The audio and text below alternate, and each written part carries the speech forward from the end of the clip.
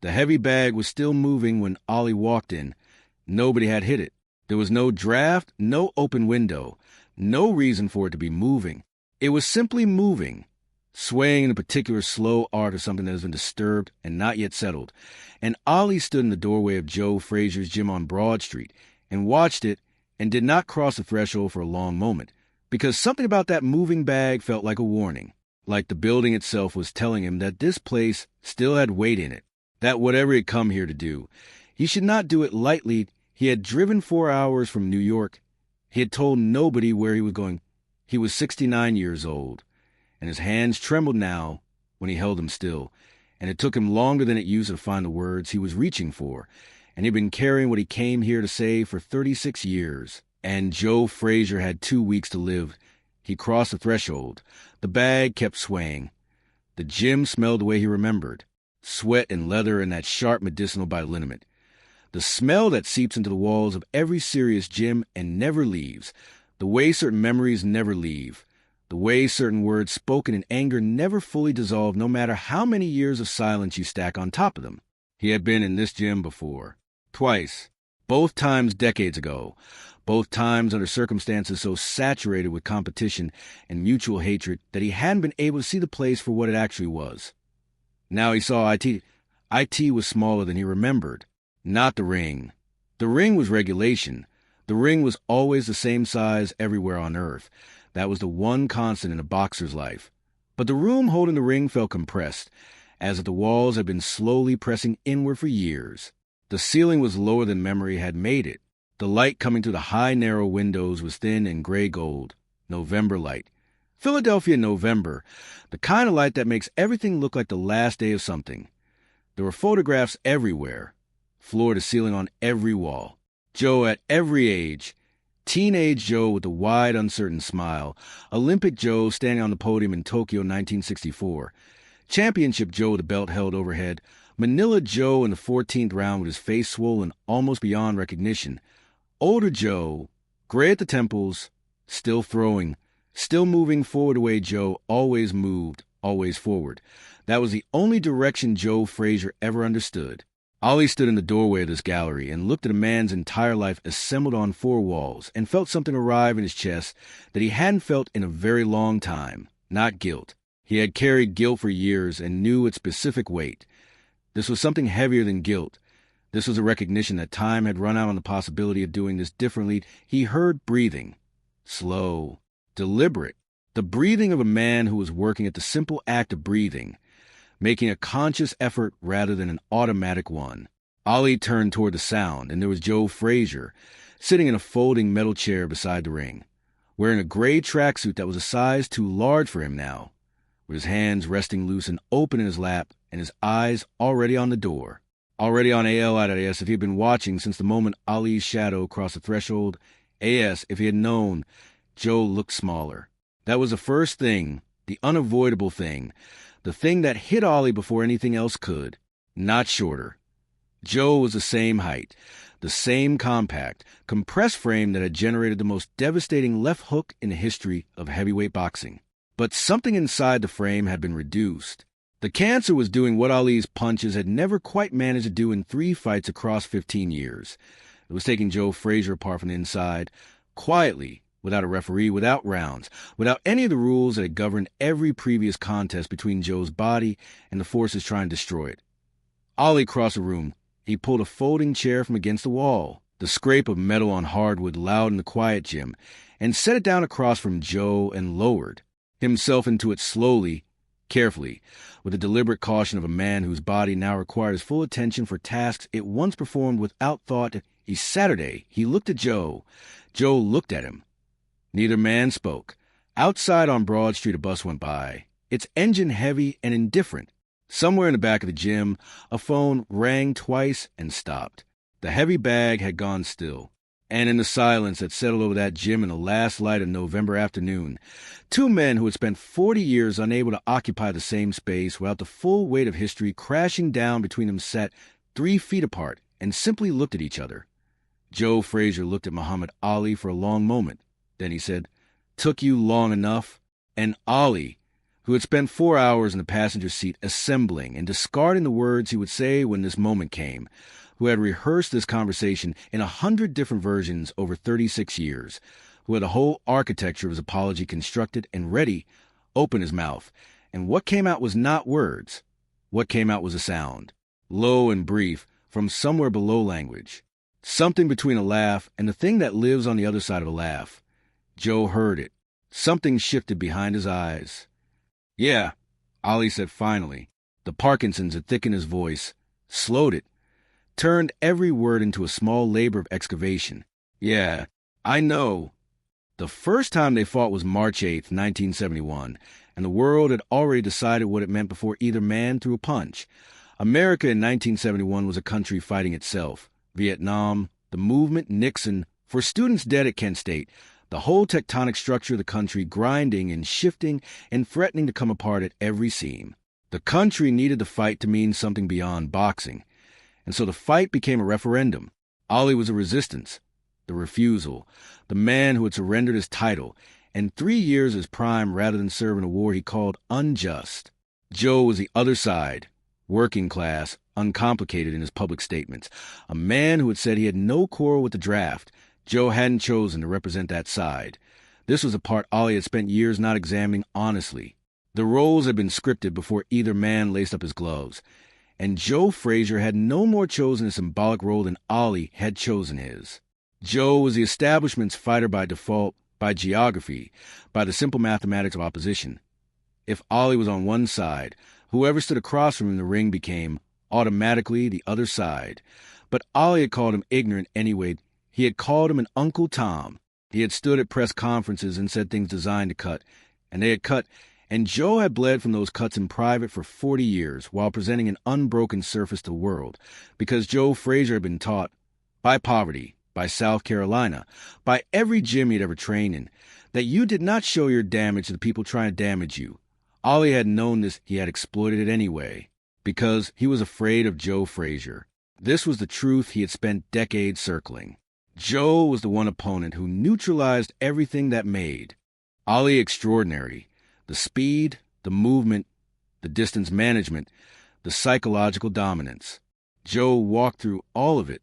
Joe walked through combinations that would have stopped any other man and kept coming, head down, hooks churning, relentless in a way that was almost inhuman, almost mechanical, as if Joe had decided before the opening bell that he was simply going to keep walking forward until one of them stopped moving, and he had calculated that it would not be him.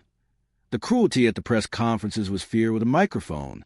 Ollie had always known this. Joe had probably known it too, but knowing it and saying it were different things, and the distance between those two things was where 36 years of silence had lived. I was wrong. Ollie said IT came out 20 minutes into conversation, without build-up, without the careful approach he had planned. They had been talking around the edges, the gym, the neighborhood, mutual people they had known, and then Ollie simply stopped circling and said it. His voice was slow, each word placed with the deliberate care of a man who understood that these particular words needed to land correctly, that after 36 years of carrying them, he could not afford to set them down carelessly. The things I called you, the gorilla, all of it. He paused. The tremor in his hands was visible. I knew it was wrong when I was doing it. I did it because I was scared of you, and I didn't know another way to handle being scared of you. Joe sat with this. The gym was very quiet. I know you were scared of me, Joe said finally. His voice was different too. Not the Parkinson's, but the cancer, which had taken something from his breath, made every sentence end slightly before he wanted it to. I was scared of you too. Every time. Ollie looked at him. You think I walked into those fights without fear? Joe said, You think I didn't know what those hands could do? I knew exactly what they could do. A pause. The labored breath. Difference was, you put your fear on the outside, dressed it up, made it loud, made it about me. He looked at Ollie steadily. I kept mine in. Maybe that was the only real difference between us.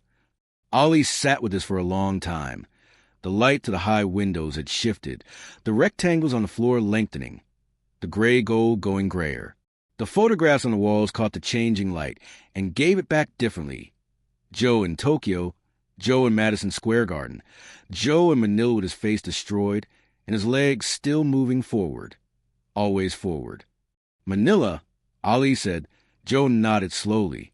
I meant it, Ali said, when I said it was the closest I ever came to dying.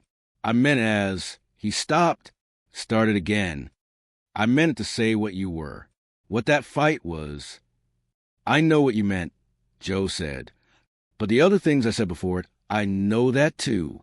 They were quiet again, but the quality of the silence had changed. It was no longer the silence of avoidance, of two men carefully not touching the thing between them. It was the silence of men who had just set something very heavy down on the floor between them and are looking at it together for the first time, acknowledging its shape, its actual dimensions, how much space has been taking up. Joe asked about his children. Ollie asked about Joe's. They talked about trainers they had lost, Eddie Futch, Angelo Dundee, the men who had stood in their corners and told them the truth when the truth was hard to hear. They talked about the loneliness of the kind of fame that makes ordinary human connection nearly impossible. The way celebrity created a glass wall between a man and the rest of the world, everyone pressing their faces to it, but nobody able to actually reach through it. At one point, Joe laughed. Sudden and genuine, at something Ollie said, a small, dry observation about the indignities of aging. And the laugh was so completely Joe, so recognizably the laugh Ollie had heard in locker rooms and corridors 30 years ago, that it stopped Ali's breath for a moment. Then the laugh became a cough, and Joe held up one hand while the cough moved through him, and Ollie sat perfectly still and waited. And when it passed, Joe shook his head and said, "Still making me hurt," and Ollie said, "Habit." And Joe laughed again, shorter, more careful, managing it this time.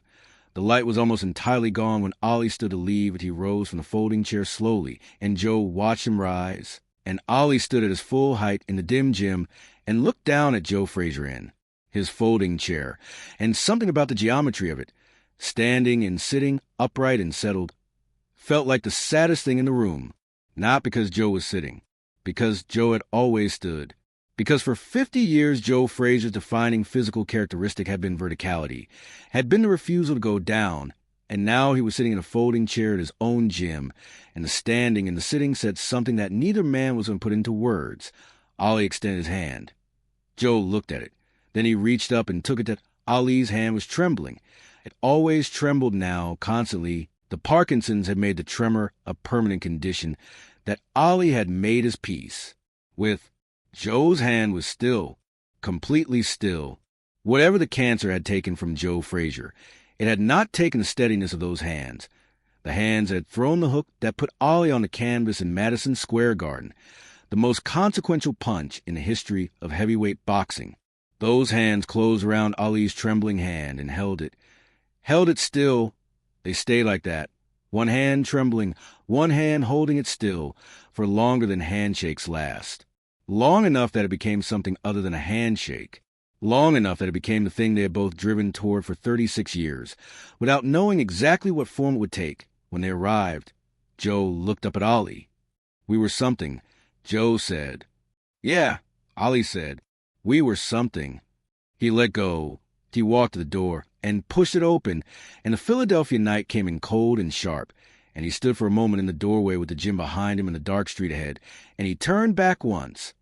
Joe was still in the chair, hands back in his lap, eyes on Ollie. The photographs around him on every wall, every version of himself, every age, every fight, and Joe Frazier sitting at the center of all of it in a folding chair, watching Ollie go. Ollie raised one hand. Joe raised one hand back. The door closed. Joe Frazier died 11 days later, on November 7th, 2011. That Ali's statement was 3 sentences. He said Joe was a great champion. He said he would always call him a friend. He said there would never be another like him. He did not elaborate publicly. He did not need to. The people closest to Ollie said he kept a folding chair. He asked Joe's family if he could have it. The metal folding chair from the gym, the one Joe had been sitting in that November afternoon. And Joe's family said yes. And the chair came to Ali's home in Arizona, and he put it in his study. And it stayed there. He never explained why he wanted it. Some things don't require explanation. Some things you keep because they held something irreplaceable, and you want that thing near you, and the object is the closest you can get. The greatest fighters are remembered for what they did inside the ropes, but the ropes come down eventually. The belt gets locked in a case. The photographs go on the wall. The gym gets quiet. And what remains? What actually remains after the records and the replays and mythology have been accounted for is the quality of the man underneath the fighter. Whether he could, when the time came and the time was genuinely running out, walk through a door he should have walked through 30 years earlier and sit down across from the man he had wronged and say the true thing without decoration. Muhammad Ali could. He did point 11 days before the door closed for good. That, in the end, is the fight that mattered most. And he won it the only way it could be won. Not by being the greatest, but by being finally and completely and without performance. Simply, a man